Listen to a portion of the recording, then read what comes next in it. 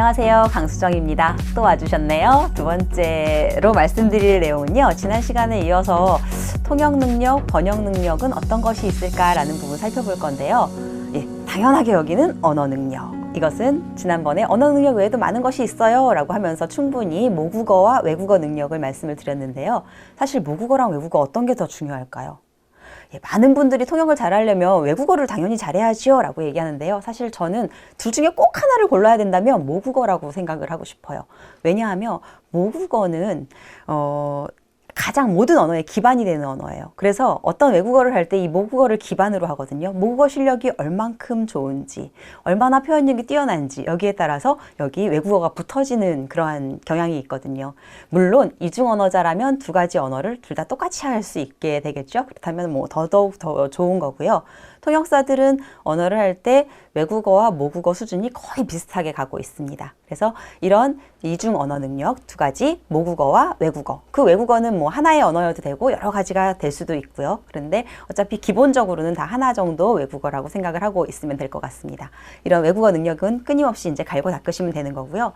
자, 이 외국어 능력 이외에 또 필요한 것이 언어 외적인 능력입니다. 즉, 제가 지난 시간에도 말씀을 드린 게 언어 이외에 언어를 이해하기 위해서 언어 속에 포함된 문화, 사회 체제, 사람들의 감성, 생각, 사상 이것까지 싹 다 이해해야 된다. 그리고 연사가 말하는 뉘앙스까지 파악을 해야 한다라고 말씀을 드렸는데요. 여기에 바로 언어 외적 지식이 들어가는 겁니다. 그래서 언어 이외에 어떤 특정한 주제가 있다면 그 주제에 대한 이해도가 있어야 될 것이고요. 예를 들어서 내가 통역을 하는 게 의학이다. 와, 나 의학에 대해서 하나도 모르는데 어떻게 하겠어요? 공부를 해야죠. 그래서 그 의사들이 하는 말을 알아들을 수 있을 만큼 내가 공부를 해가야 되는 거예요. 그래서 언어 말고 그 외적인 지식. 그러니까 단순하게 내가 의학 통역을 할 거니까 의학 용어를 다 중국어로 찾아가야지, 영어로 찾아가고 한국어로 찾아가야지 이게 아니라 그거를 전체적으로 그 메커니즘을 이해할 수 있게 공부를 해가야 되는 거예요. 그런 지식을 딱 빠방하게 갖추면 확실하게 이해가 되겠죠? 네, 이렇게 해서 언어 외적 지식이 포함이 되는 거고요. 그리고 도구적 능력이라는 것이 있습니다. 이 도구라는 게 이렇게 컴퓨터를 활용을 한다든지 여러 가지 도구를 찾아볼 수 있겠죠. 사전을 찾아보는 것도 도구가 될 것이고요. 그런데 실험을 한번 했어요. 통역사인 사람들하고 혹은 번역사인 사람들하고 그렇지 않은 이중 언어자, 외국어와 한국어를 엄청 잘하는 사람들을 이렇게 모아놓고 실험을 했어요. 그래서 똑같이 이분들한테 시간을 주고 인터넷을 사용할 수 있게 하고, 자, 이 부분을 번역을 해봐라. 그리고 찾아보고 싶은 건 다 찾아라. 라고 했어요.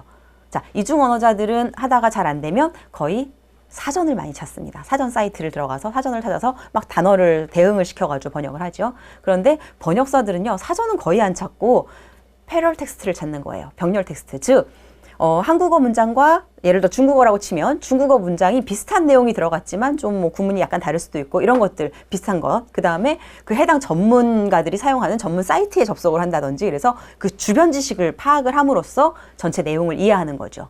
즉 도구를 사용하는 방법이 좀 다르지요. 이런 것들을 제대로 활용할 수 있는 것. 내가 적재적소에 이 부분에 대한 내용이 필요하다. 예를 들어서 와인에 대한 번역을 하고 있다. 그러면 와인에 대한 번역을 하려면 내가 어떤 곳을 찾아가서 어떻게 공부를 하는 게 가장 빠른가? 어디에서 가장 나에게 적합한 정보를 취할 수 있는가? 이것을 빠르게 체득하는 것. 이런 것도 하나의 중요한 도구적 능력이 되겠습니다. 이런 것도 하다 보면 차근차근 늘어나겠죠. 경험치와 같이 이렇게 쌓여져 가는 그러한 지식이에요. 그리고 이러한 지식들이 전체가 다 이렇게 쌓여지면요. 이런 것들을 절차적 지식이라고 하거든요. 자, 우리의 지식은 절차적 지식과 서술적 지식으로 나눠볼 수 있어요. 서술적 지식은 제가 일방적으로 막 가르쳐드리면 막 이론 지식 같은 거 알려드리면 막 그냥 강의만 듣고도 하고 싹 받아들이는 거 이런 것들은 서술적 지식이죠. 그래갖고 그냥 습득이 되는 거예요. 그런데 절차적 지식은 뭐냐면요. 예를 들어서 제가 수영하는 방법을 배우고 싶어요. 나는 책으로 수영을 배웠어요. 수영을 할 수 있을까요? 물에 턱 빠뜨렸는데 나 책에서 배웠는데 왜 안 되지? 물에 빠지겠죠. 이런 것들. 즉 배우긴 했지만 직접 내 몸으로 체득을 해서 자꾸 훈련을 하고 연습을 하고 갈고 닦아서 내 것이 만들어지는 것. 자전거를 타는 것도 그렇고요. 몸으로 익히는 모든 것들은 그렇게 절차적 지식인 거죠. 그런데 특이하게도 통역, 번역이 절차적 지식에 속한답니다. 특히 이 절차적 지식에 속하는 것 중에 통역 번역 능력 중에 가장 중요한 것이 전략적 지식이에요. 즉 전략적 지식이란 어떤 문제에 딱 봉착했을 때 이 문제를 해결할 수 있는 능력이에요.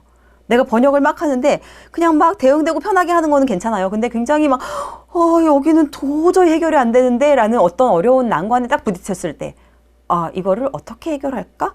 해결할 수 있는 방법을 빨리 찾아낼 수 있는 거, 그것이 전략이에요. 내가 어떤 전략을 채택해서 어떤 도구를 활용하고 어떤 언어 외적 지식을 가지고 있고 혹은 누구에게 이것을 자문을 구해서 이것을 문제를 해결한다. 자, 언어적인 부분이 이렇게 문제가 막 꼬여 있는데 야, 문법은 여기다가 적용을 해서 다시 한번 해석해보고 이런 것들 있죠. 자, 이렇게 해서 그것도 수없이 많은 통역과 번역을 통해서 체득되는, 몸으로 체득된다라는 뜻이죠. 몸으로 습득이 된다 해서 체득이라는 표현을 제가 쓰고 있는데요. 체득되는 그것이 바로 전략적 지식의 아주 중요한 부분이고요.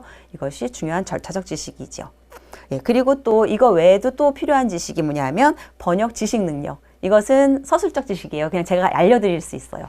이론적으로 알려드리고요. 어떤 번역 이론, 통역 이론에 대해서 강의를 해드리거나 아니면 또 번역 시장이나 통역 시장의 현황이라든지 뭐 이런 것들을 공부하는 거죠. 예, 이런 것도 파악을 하고 있어야 올바른 대처가 가능하겠죠.